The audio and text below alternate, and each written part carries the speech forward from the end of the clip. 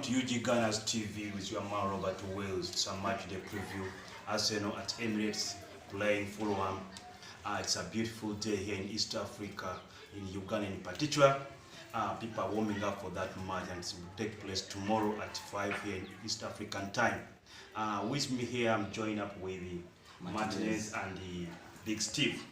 Big Steve and Martinez, welcome to Fans Front, whereby we talk a lot about Arsenal, what has happened in the week and what we expect. So this time round, after playing Crystal Palace in South London, so this time we are back at home playing Fulham. A minute, Big Steve. In a minute, also you will also take a minute. Okay, I think it's going to be an interesting game.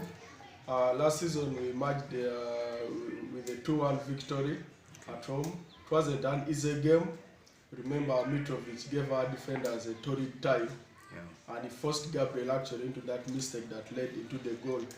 And we faced it terribly in the dying minutes of that game. Coming into this season, if you have to look at Fulham, they have had two mixed results. They had a win at Everton, and of course they got thumped by Brentford 3-0. Arsenal has had two wins, but of course the fan base is having mixed feelings about the performances. So I'm really buzzing for this game. I'm buzzing for this game, especially that Mitrovic, who gave us our time last season, is missing out this time. So we are hoping for a good encounter at Emirates. So let's see how this will turn out tomorrow. Okay, thank you, Big Steve. Then also in a minute, give us your overview. Yeah, looking at Arsenal going at home, Emirates welcoming Fulham, I expect Arsenal actually in this game to perform, to give us a very convincing result as compared to what we had in the Crystal Palace game. Because like when we try to analyze how the performance has been from the start of the season, if you compare with the previous season, how we started, it is not a bit convincing in the way fans are looking at it. But so then also we need to give our Arteta time to try to organize, because we are seeing him trying to introduce new tactics, inverting Partey to that right back, and also we are looking at him introducing Julian Timber in that left back, although at the first game we saw him receiving an injury. But also then we need to look at how Arteta is going to hold that midfield and do this game with the determination of getting a win. Okay, thank you. Actually, you mentioned about defense. You see, right now, all the clubs that we are competing with in Premier League, the big four, their scoring rate is a bit high. Our striking line did not play too well. The same thing, we conceived a goal against Nottingham Forest. The defense also was too bit away. Now, how do you see our defense, the way Arteta brings it up with those guys, that is Salba, White, Partey, and Tomiyasu? But this time is out. Okay, particularly me, because like now just talk about that going to the game without Tomiyasu, I am so convinced maybe Zinchenko might be introduced, although he's not totally fit in the game, but we hope him to recover and participate in the game, or else we might look at an aspect whereby Gabriel Magalhaes will be introduced in that role, because he's also fit, although he was introduced lately in the previous game. Then again. Okay. Now, still I'm on the defense. That defense, Mr. Big Steve, are you convinced with that defense, with Partey playing on the right back? And this time, there's no doubt of who is going to play the right back, because we only have Zinchenko and his back. Maybe he may think of Zinchenko or QL, or maybe even Magalhaes. How do you look at that? The defense. Right from the word go. Yeah. Right from the first game against Nottingham Forest. Yes. I think I'm never convinced with that lineup of the defense. I think Arteta is trying out something that actually I don't think it will work out, especially with Partey playing as a right back, although he inverts into midfield. So I'm not a fan. Personally, I'm not a fan of the way he assembles that defense. Having Ben White, then having Saliba and Partey alongside them, I'm not really convinced with that back line. I think one of our top performers last season was Gabriel Magalhaes. So right now, as a fan base, we are not understanding why Gabriel is not starting our games. But I think Saliba playing alongside Gabriel, it has been one of actually the top centre-back partnerships. Actually, not only in Premier League, but in Europe. I think those two centre-halves we talked about last season across. So putting out to Gabriel and playing Saliba and Ben White, I think there is something we miss out that Gabriel has. I think Gabriel is the power engine of that defense. He's the strong guy, he is the one who comes into tackles, and Saliba is more of the brain. He calms down everything. So to me, I think Arteta must go back to the system we are familiar with as a fan base. I think we should have Saliba playing alongside Gabriel. Ben White should go back to his right back, and of course then we shall have Zinchenko on the left back. But again, it will pull out the master stroke that Arteta wants of that left back or a full back inverting into midfield. Yeah. So for me, I think Arteta must go back to the traditional back four, but of course with either the left back or the right back inverting into midfield, which I think he intends to do. But with Partey, I don't see it coming out very well. I think Partey's strength must be utilized in midfield. I think that's where the fans are a little bit harsh with Arteta on this formation. Fans are seeing the missing link in midfield with Partey playing at right back. They would really fancy him in midfield. So I'm not a fan of that, the way he lines up that defense. I think Partey must go back to midfield, and Gabriel should be brought in, and of course Zinchenko is back. I think he will slot into the left back. So I think we should assemble the defense as the one of last season. Okay. Now again, you see, previously or some seasons back, we used to see a formation of 3-5-3. Well, no, 3-4-3. Now 3-4-3. Nowadays, I think most of managers, they no longer trust that. Looking at Arsenal, by bringing three typical defenders on the pitch, because we know Partey as a midfielder, don't you think he's like trying to frame something of three defenders back or right behind and four midfielders? Absolutely. Actually, the idea behind Arteta's new formation, I get it. He wants to overload the midfield. Yeah. But if you're to look at the defenders in that back three, if you're to have Gabriel, Saliba, and Ben White, that's really a strong back three, because none of them will want to overlap. Then you can add an extra body of maybe Zinchenko. He then inverts into midfield, which Arteta, when he introduces Gabriel into that back three, I think it will be a little bit solid. Okay.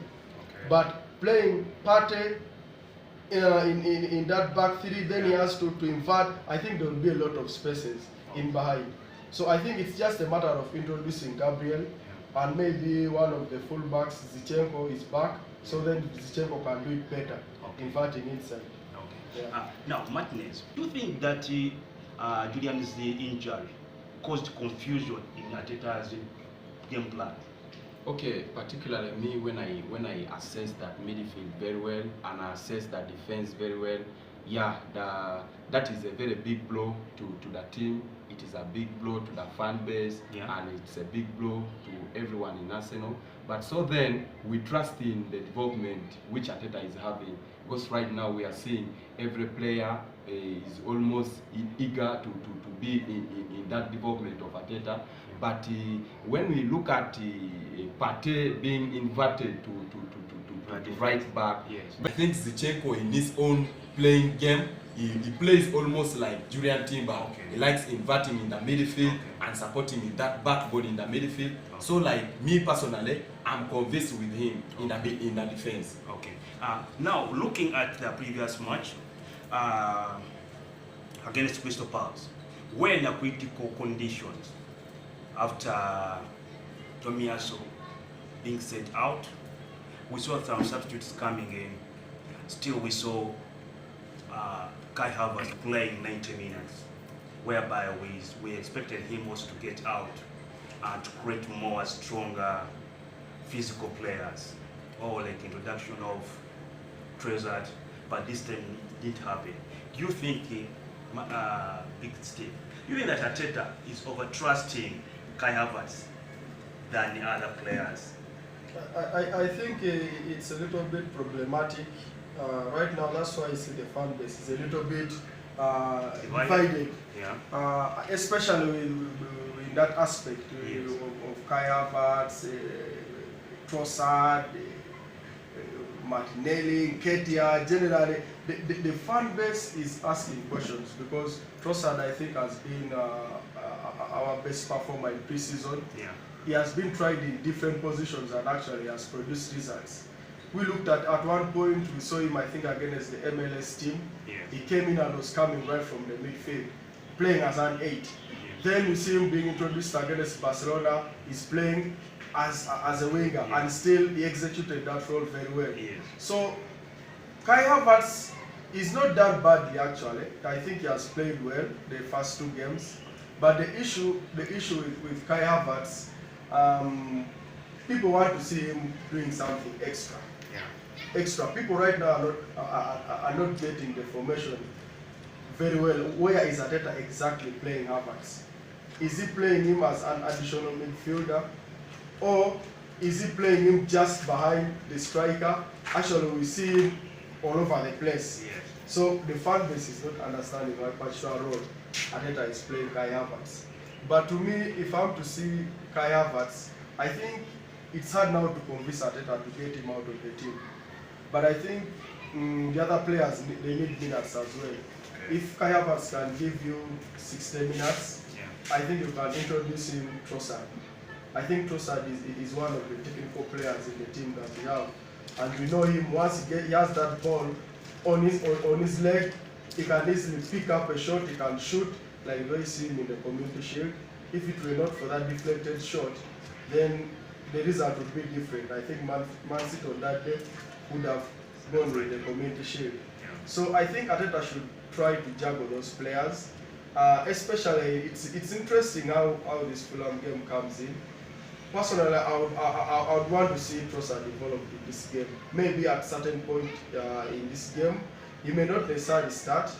Arteta, as I said, is a little bit of a stubborn coach, so I know still he will keep Kai Havertz in the team, but I hope he introduces Trossard at a certain point in this game. Yeah. Okay. Now, we had the good news yesterday. Jesus returned to the training fully.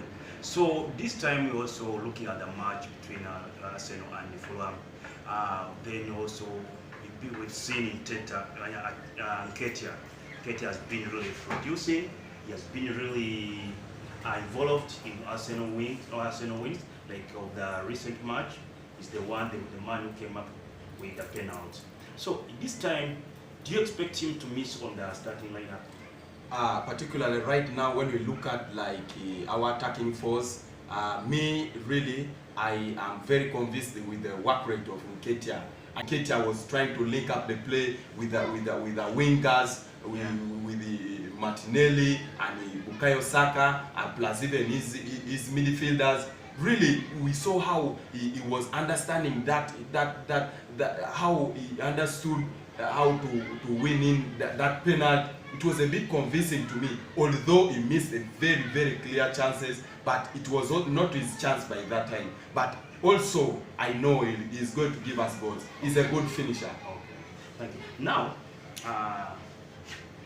Big Steve, on the issue of the 2 players, the return of Jesus as well Nketiah. Arsenal facing Fulham, who do you prefer to start that game? I think Jesus has been out for a couple of weeks, so we really have to doubt on his match fitness. Yeah. And Eddie coming in for him, I think Eddie has done pretty well. So You can start still with Edin Ketia, then maybe Gabriel can come off the bench. This time again, Martin, looking at Arsenal generally, where do you see its strength? Yeah, actually, when I analyze our team, maybe starting from the base, Yes. we are strong. Yeah. We right now all the pundits almost all over Europe, Yes. they are talking about Arteta. Okay. Some of them they are questioning him. Yeah. How can he be having two #1 goalkeepers in the same squad? And the best ones. And the best one. Yeah. So particularly two best. Particularly me, I'm convinced. Then when you come and analyze the defense, the only challenge which I'm seeing with Arsenal, Yes. we have Saliba. Okay. But in case we saw what happened last season, In case of an injury. in case of an injury, where I wanted really Arteta to give us a very convincing backup, Yeah. is Saliba. He's very strong right now. We pray he continues with that condition. Yeah. He does not scoop any injury, but he doesn't have a very good backup. Yeah. But so then, when we look at our midfield, I think we are packed in the midfield. Having brought in the Declan Rice, we are having Pate there, Fabio is there, we are having Martin Odegaard, we are having Jorginho. I think our midfield is a bit convincing to anyone. But Now, coming to you, Big Steve, looking at the whole team, where do you see Arsenal's weakness and where it has to improve? I think the missing link actually is in Bukayo Saka's backup. Okay, this week actually we've seen the return of Nicolas Pepe, Yeah. but I don't think whether Arteta is really convinced that Pepe can do a good job. Okay. Given of course the previous 1 or 2 seasons he had at Arsenal, I don't think Arteta is convinced that he can do a good job, never mind his return. So I think if we were to get a player to hold Bukayo Saka in that right wing, I think this squad actually will be fully convincing to go toe-to-toe with Man City. So you look at the defense, I think we have cover-ups, maybe as my colleague noted earlier, maybe if Saliba gets injured, whom do we bring in for, to feature in that position of William Saliba? But it's unfortunate that Julian Timber actually is out injured, but I think it would have benefited us if he was fully fit. Because if we had William Saliba out, I think then the natural replacement would actually be Ben White. We bought him as a central defender. Okay. Never mind Arteta is playing him as a fullback. Yes. So I think it's unfortunate that Julian got that terrible injury. But in general, if you look at our departments, I think the defense, we have about 7 to 8 defenders. I think that's okay. Then the midfield actually is fully packed. I think we are very rich in midfield. Thomas Partey, Declan Rice, we have Jorginho, of course we have Martin Odegaard, you have Smith Rowe, so the midfield is well covered. I think my only concern is in the cover-up of Bukayo Saka. Otherwise, I think this team will go miles. Looking at the manager Marco Silva, he's a good guy, and tactically you cannot just underrate him at all. Which first level would you prefer to start? Ramsdale in between the sticks. Yes. Zinchenko has returned, so I'll play him in left back. Yeah. I'll take Ben White back to his right back position and have the 2 centre halves in Gabriel and Saliba. Yes. So then I would have a double pivot of Declan Rice and Thomas Partey, with of course Captain Martin Odegaard playing just in front of the two, and of course the attacking forward of Gabriel Martinelli on the left wing, Bukayo Saka on the right, and of course I would keep, for this particular game, I would still keep Edin Ketia in.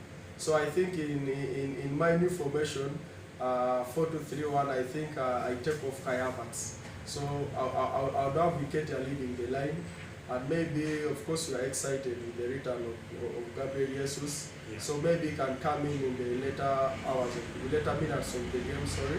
So maybe 10 minutes just to give him that sort of match rhythm to prepare him for the next game, and maybe introduce Kai Havertz as well and Trossard. So I'll change the shape of the team a little bit, but of course we've seen Arteta. So I think for him personally, he will maintain the same shape. But me, I would have about 2 or 3 changes in that team. Just the way I've made out my preferred predicted lineup. Yeah. Maybe I can touch a little bit about Fulham. Fulham, actually, we have to have a keen look at their new task force. You look at Adama Traore.